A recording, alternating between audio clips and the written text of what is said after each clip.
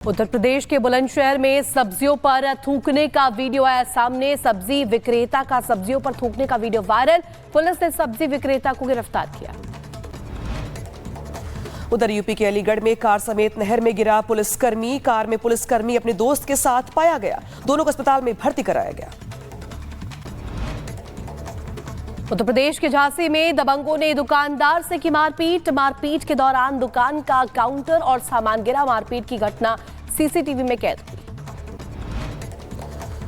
जयपुर में coaching centre में gas leak होने से 12 से ज्यादा छात्र बेहोश हो गए। हॉस्पिटल में करवाया गया भर्ती। जयपुर के महेश नगर थाना क्षेत्र के गोपालपुरा की घटना। कोचिंग सेंटर में छात्राओं के बेहोश होने के बाद छात्रों का फूटा गुस्सा। कोचिंग सेंटर के बाहर छात्रों ने दिया धरना। जयपुर के एसडीएम ने छात्रों से बातचीत की। उधर यूपी के बुलंदशहर में केमिकल फैक्ट्री के बाहर कचरा जलाने का वीडियो वायरल हुआ। खुले में जलाया जा रहा था केमिकल युक्त कचरा। जहरीले धुएं से वातावरण प्रदूषित हुआ।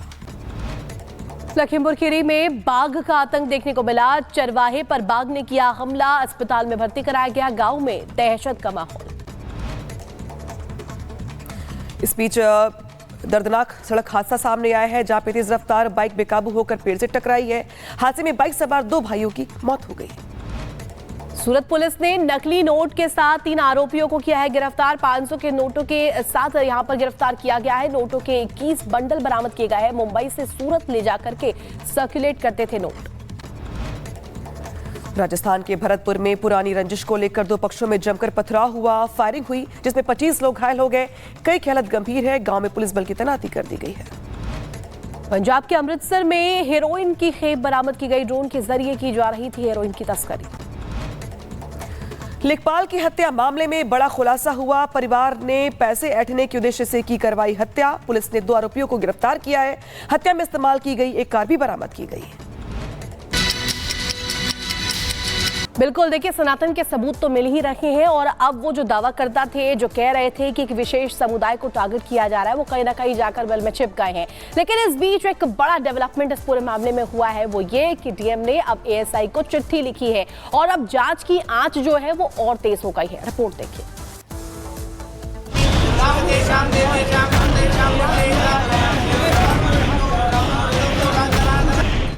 संभल में दफन है सच्चाई।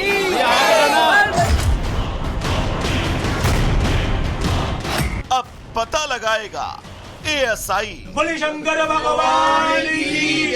सनातन से 45 साल पहले धोखा।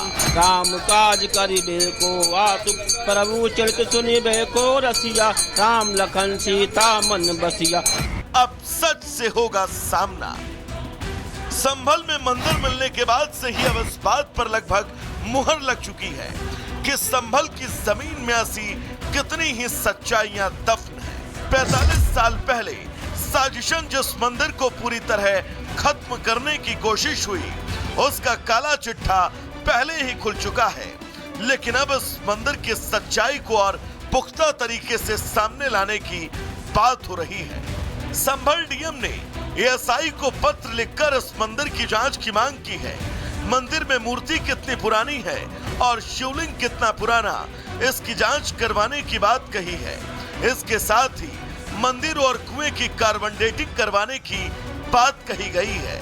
जो संभल में 19 कूप, 52 सराय और 68 तीर्थ माने जाते हैं। तो अभी पंडित जी ने बताया, हालांकि इसको हम और कंफर्मेशन करेंगे। ये कार्तिक महादेव मंदिर है और इसमें एक कूप भी मिला है, अमृत कूप है ये। अभी यहाँ स्थायी रूप से सुरक्षा गार्ड लगे हैं। सीसीटीवी कैमरा आप ऊपर देख रहे हैं और जो पूजा है वह भी आरंभ हो गई है और यहाँ पे कुछ अतिक्रमण भी है, वो भी हम खत्म करेंगे। जो पंडित जी बता रहे हैं वो ये कह रहे हैं कि सहस्त्र वर्ष प्राचीन जो मूर्ति है और मंदिर है। संभल में इसके साथ ही अतिक्रमण को लेकर भी जल्द बड़ी कार्रवाई हो सकती है।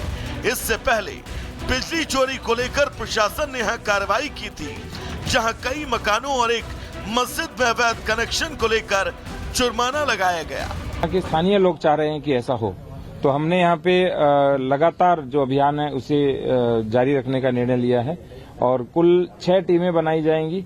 6 टीमों के साथ 6 हमारे जो बुलडोजर है वो रहेंगे। जो अस्थायी अतिक्रमण है उसके लिए पर्याप्त जो हमें मुनादी करानी थी और बैठकें करनी थी, सूचना देनी थी, वो हमने कर दिया, क्योंकि वो नाली और सड़क के ऊपर है। उसके अतिरिक्त जो अतिक्रमण है वो स्थायी प्रकृति का है, और स्थायी प्रकृति के अतिक्रमण में हम नोटिस देते हैं, तो नोटिस के बाद ही उसे ध्वस्त कराया जाएगा। संभल में सच का एक एक कर बाहर आना कई बातें सामने ला रहा है। मंदिर जिस हालात में बाहर आया वो तो यही बताता है कि संभल में सच्चाई को दबाने की हर मुमकिन कोशिश हुई, और अब वक्त आ गया है कि उस सच्चाई को लोगों के सामने पेश किया जाए। Bureau report, Republic Bharat. और चलिए बढ़ेंगे आगे और अब बात करेंगे संभल में जब अवैध बिजली कनेक्शन को लेकर के जांच करने के लिए टीम पहुंची थी, तो वहां पर 400 साल पुराना एक शिव मंदिर मिला। और इसके बाद ये सवाल खड़ा हुआ कि 46 साल पहले ऐसा क्या हुआ था कि मंदिर को बंद करना पड़ा, और जवाब अगर आप खंगालेंगे तो इतिहास के रक्त रंजित पन्ने खुल जाएंगे।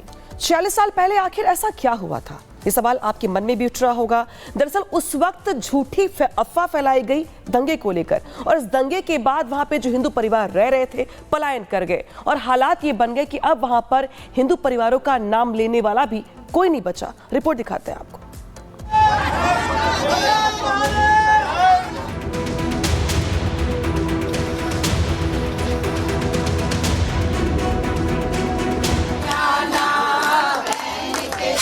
उत्तर प्रदेश के संभल में शनिवार को 400 साल पुराना शिव मंदिर मिला। जब प्रशासन बिजली चोरी की चेकिंग कर रहा था तब यहां मंदिर का खुलासा हुआ। इसके बाद से कुआं भी मिला। मंदिर की खबर आग की तरह फैल गई। आनन फानन में पुलिस ने मंदिर को बुलडोजर एक्शन के जरिए अवैध कब्जे से आजाद करवाया। रविवार की सुबह मंदिर खुला, जहां पूजा और आरती की गई। भक्तों का तांता लगा, कोई प्रसाद लेकर पहुंचा तो कोई धूप और बत्ती। सालों बाद मंदिर खुलने की खुशी ने श्रद्धालुओं की आंखों को नम कर दिया। इस मंदिर में शिवलिंग, भगवान हनुमान और नंदी की मूर्ति मिली। अब सवाल है कि आखिर ये मंदिर इतने दिनों कहां गायब था? मंदिर को किसने कब्जे में ले रखा था? आखिर 46 साल पहले ऐसा क्या हुआ था जिसके बाद ये मंदिर कभी खुला ही नहीं? इन सारे सवालों के जवाब आपको सिर्फ रिपब्लिक भारत पर मिलेंगे। 1978 में जब मंदिर पर ताला लगा, उससे पहले 1976 और 1978 में यहां 2 बड़े दंगे हुए, जिसके बाद हिंदू समाज ने बड़ी संख्या में पलायन करना शुरू किया। दावा किया जाता है कि संभल में ही भगवान विष्णु के कल्कि का अवतार होना है। 1978 में भड़की हिंसा बेहद भयंकर थी, जिसके बाद संसद ने संभल में एक फैक्ट फाइंडिंग कमेटी भेजने पर विचार किया था। संभल में 1978 के दंगे में क्या कुछ हुआ, उसकी आंखों देखी कहानी सुनिए आप चश्मदीद सुरेंद्र गौड़ की जुबानी। वहाँ महिलाएं जो थी उनके पैर की पाजेब, हमको क्या बोलते हैं इंग्लिश में मैं नहीं कह सकता, उनकी पैर की पाजेब जली हुई मिली वहाँ। और ये फड़ कांड को झुटला नहीं सकता कि ट्रैक्टर की ठोकर मार करके, ट्रैक्टर की टक्कर मार करके फाटक तोड़ दिया। और वहाँ जो कम से कम मेरे ख्याल से कुछ नहीं होगा, एक 50-100 कुंटल लकड़ी का ढेर होगा। उस ढेर में लोगों की डेड बॉडियां। एक मामा जी हुआ करते थे बनवारी लाल, बुराड़ी लाल एंड कंपनी, बुराड़ी लाल फड़ का कहलाता था, बुराड़ी लाल एंड कंपनी। उनकी टांगे चीर करके एक टांग इधर और एक टांग उधर उस लकड़ी के ढेर पर डाल दी। वहीं संभल दंगे के पीड़ित कमल दिवाकर ने रिपब्लिक भारत से क्या कुछ कहा, वो भी सुनिए।